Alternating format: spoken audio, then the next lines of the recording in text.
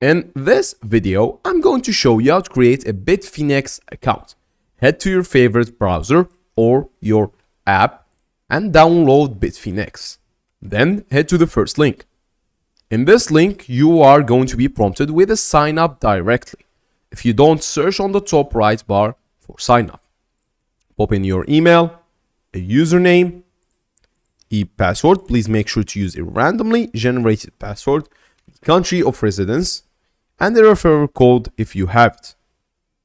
If you want to get some notification from this website, toggle this bar. Please double check that you are actually using just a randomly generated password. Click sign up, and then you will be prompted with this. You will have to actually head to your phone, download a Google Authenticator app. After doing so, you are going to come back right here and scan this QR code and enter the two-factor authentication. And that will basically it. To download Google Authenticator, you're gonna find the link in the description. After doing so, as I said, scan this QR code or set this code right here and you will be able to enter a two-factor authentication.